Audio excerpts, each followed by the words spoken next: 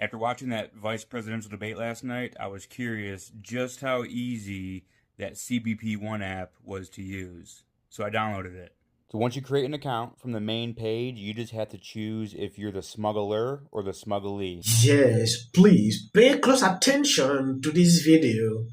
If you watch the debate, something happened. They cut off JD Vance's mic after struggling to fact-check these people.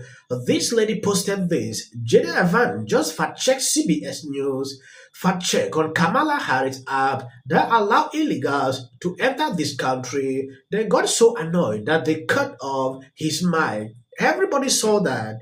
And, people always take it the way it is. Some will easily judge that, JD Vance struggled to lie. But it is true. According to this video, this guy made it clear so we understand exactly what is going on. Margaret, but thank you. Senator, we have so much to get to. Margaret, I think it's important because... We're going to turn now to the economy. Thank Margaret, you. The rules were that you guys weren't going to fact check. And since you're fact checking me, I think it's important to say what's actually going on.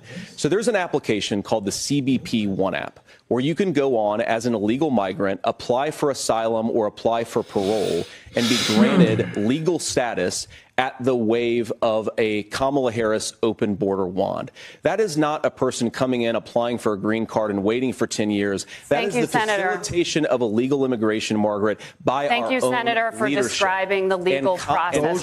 We have so much to get to, Senator. This is true. According to this video from this guy, let me not talk much. Let's go straight into the clip. After watching that vice presidential debate last night, I was curious just how easy that CBP1 app was to use. So I downloaded it. So once you create an account from the main page, you just have to choose if you're the smuggler or the smugglee. Then you just got to fill in basic info, first name, last name, all the basics. I don't know my gender yet. I'm still figuring that out. Now it's time to take a selfie, and passport or any identification is also optional. Then it asks you which state you're headed to. I said I didn't know the address. I didn't know the city. I just chose California, and then I added the first zip code that Google gave me for California. And that's it. I'm good to go. It does let you choose between like 8 different bridges to meet under. I chose the Eagle Pass Bridge to meet under. I just have to wait until noon, so a couple more hours, to actually make my appointment. Now I know what you're saying. That's not you, that's Carlos Mencia. Correct. I was just trying to show you how easy it was to register. I'm just a white dude from Michigan. This took me 5 minutes.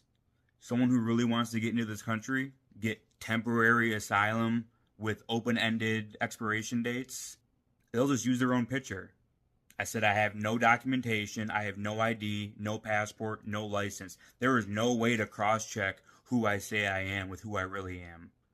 All they go off of is the picture that you submit. Yes, watching videos on social media, someone said, we don't have problems with migration. The problem is arising as a result of this. They don't check to know who is who.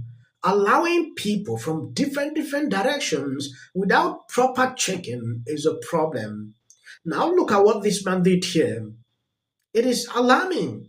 He carried out this research to observe what is going on. The result is there. Just with any picture. There is no verification because these people don't have a passport where you need to do thorough checking. So you will understand exactly what is going on.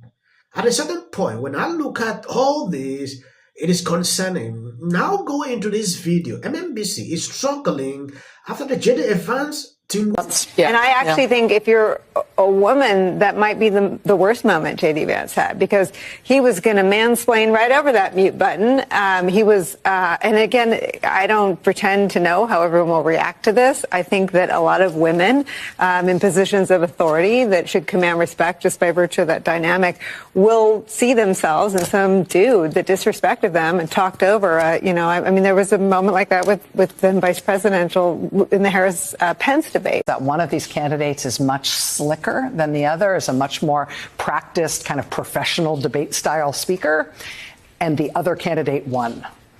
There was one bad moment for Tim Walz in this debate where he got mixed up and embarrassed in answering a question about exactly what month he had been in China in relation to the Tiananmen Square protest. It seems to me if the goal is to make Tim Walz your neighbor, your Midwest neighbor, right, a nice guy, actually, despite all the things we're saying this morning, it's mission accomplished. And Tim Walz got exactly what he needed out of this, and so did Kamala Harris. We've talked about this a little bit when we were sitting over there waiting. I think Tim Walz is one of the best communicators out there in Democratic politics. And he propelled himself onto the ticket because he is such an effective, good communicator.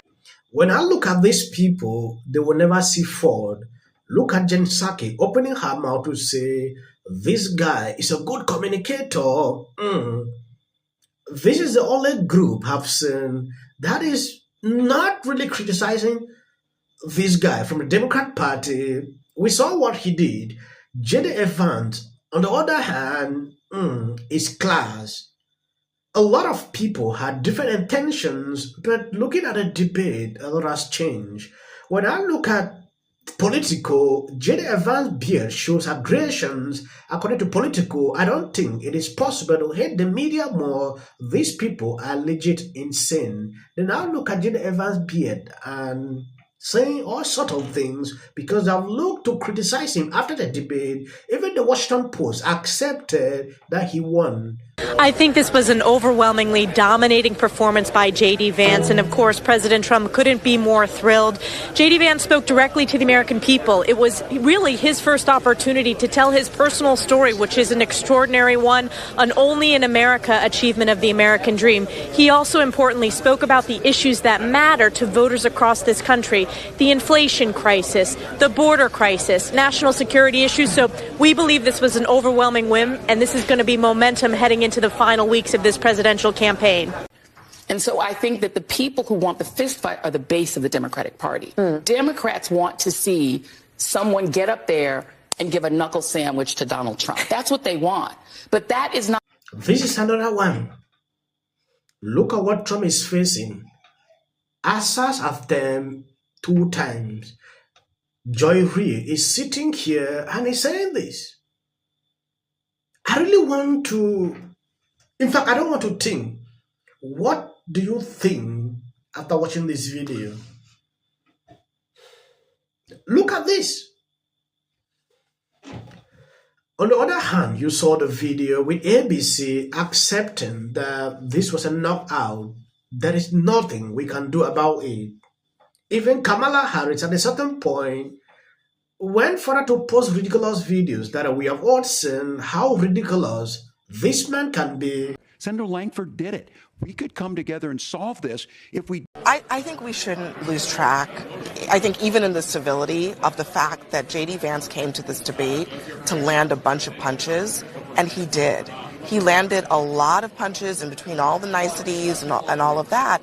And the thing that really stood out to me was that Tim Walz did not seem prepared for it. I was struck by that as well. I think it was something that the team working with Donald Trump had hoped he had done during the presidential debate more than he did. JD Vance said it repeatedly tonight, saying, listen, she's had nearly 4 years to do that as vice president. Why hasn't she? I feel like that was really effective. But I think overall tonight, if you're an undecided voter in America, I don't know that you come away with tonight with an additional clarity.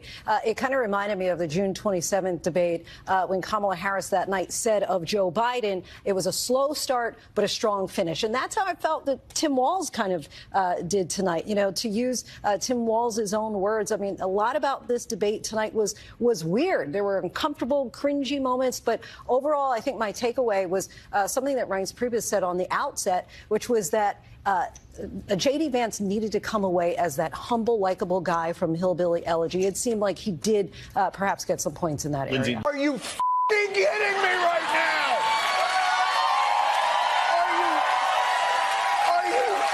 Are you f***ing kidding me right now? He is a truth teller. Don't believe the hype. Don't believe the polls. Donald Trump is way ahead.